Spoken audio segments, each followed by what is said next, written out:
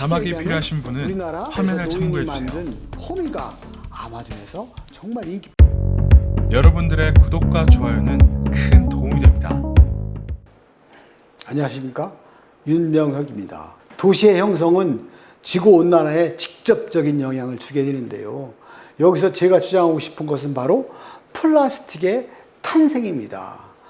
만약에 인간이 플라스틱을 만들어내지 못했다면 아마도 지구는 이처럼 망가지지 않았을 것입니다. 플라스틱이 탄생하는데요, 아주 아이러니한 스토리가 있습니다. 우리 지구상에요, 축구, 배구, 농구, 야구가 없을 때 그 옛날에 인간에게 최고의 스포츠는 무엇이었을까요?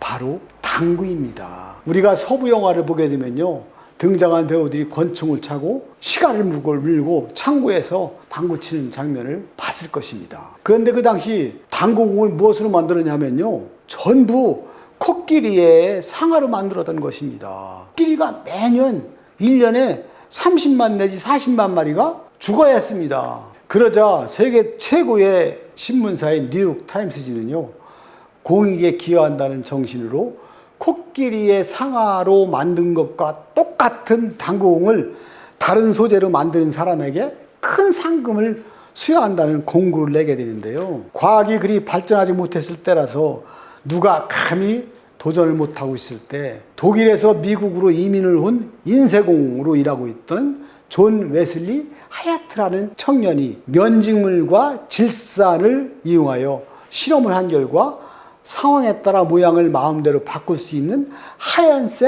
하얀색의 물질을 만들어냅니다. 그 하얀색 물질이 바로 셀룰로이드인데요. 하야트는 곧바로 이 셀룰로이드를 가지고 당구공을 만들기 시작했습니다. 그가 만든 당구공이 뉴욕타임스에 제출이 되었고, 그 당구공으로 당구를 친 결과 공이 부딪히면 작은 폭발이 발생하고 거기다 열을 가하면 다시 말랑말랑해지는 관계로 상용화는 되지 못하고 결국 상금을 타지 못했지요. 그 이후 이 셀룰로이드가요, 이걸 이용해서 비닐이라는 물질이 생산되고 미국 전역의 백화점과 상점에 종이봉투가 사라지고 비닐봉투로 대체되는 일이 벌어집니다. 이후 점점 단단한 플라스틱이 발명되면서 말 그대로 플라스틱이 지구상에 혁명적인 물질로 등장하게 됩니다. 세계 2차 대전이 일어나면서 플라스틱 활용도는 더 높아지게 되는데요. 바로 낙하산, 헬멧, 레이더 전선 등 다양한 전쟁 물품들이 만들어지면서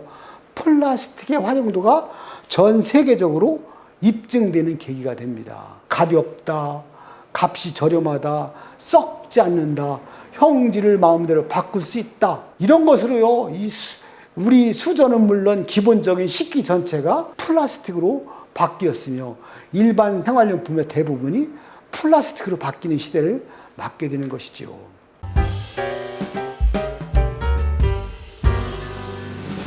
특히 플라스틱은요, 의료기기, 기계, 전자기기까지 산업 전 부분을 설립하면서 지구를 점령하기 시작했습니다. 우리나라도 마찬가지로 1962년 11월 경향신문에 21세기는 플라스틱 시대라는 기사가 나면서 플라스틱의 우수성을 홍보할 정도였으니까요.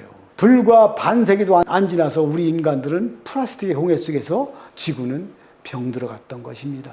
전 세계적으로 이제까지 만들어진 플라스틱의 양은 83억 톤이라는 거대한 양이 만들어졌는데요. 전 세계적으로요, 이제까지 만들어진 플라스틱의 양이 총 83억 톤이라는 거대한 양을 만들었는데요.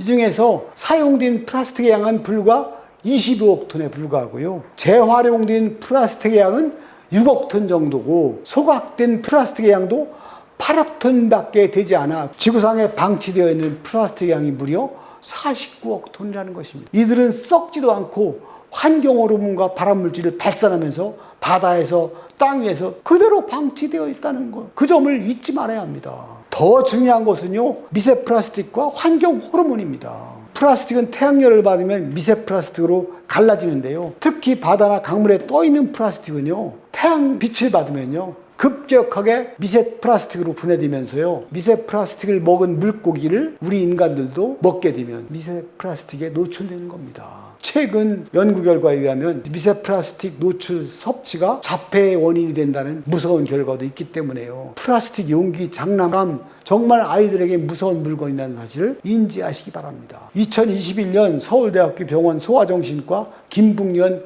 교수 연구팀은요. 임신 중 미세 플라스틱의 일종인 프텔레이트 노출이 4세 아동이 보이는 자폐와 연관성을 보였으며 아이들이 자라나면서 4세에서 8세 시기에 노출되면 8세 아동의 자폐 증상과 연관이 있다고 발표했습니다. 또한 2022년 우리나라의 원자력 의학원 연구팀이 쥐를 대상으로 실험한 결과 미세 플라스틱 섭취가 자폐증을 유발하는 원인이 된다는 사실을 세계 최초로 밝혀냈다고 합니다. 플라스틱에서 주로 발산하는 환경 호르몬이요. 여러 가지 피해가 있다는 것을 우리가 잘 알고 있습니다. 그 중에서 특히 환경 호르몬이 성염색체를 자극하여 불임 등으로 동물의 번식을 방해한다는 사실입니다. 요즘요 젊은 부부들 사이에 남성 불임률이 해를 거듭할수록 올라가는데요. 환경 호르몬의 영향이라는 것이 전문가들의 중론입니다. 이렇게 플라스틱의 탄생은 우리 지구를 병들게 하고 있거든요. 이제 우리도 대형마트를 중심으로 비닐봉투를 퇴출시키고 있습니다. 여러분의 가정에서도 비닐봉투는 당연히 퇴출시켜야 합니다. 오늘은 플라스틱의 탄생과 실태 그리고 우리의 대응에 대해서 알아봤습니다. 감사합니다.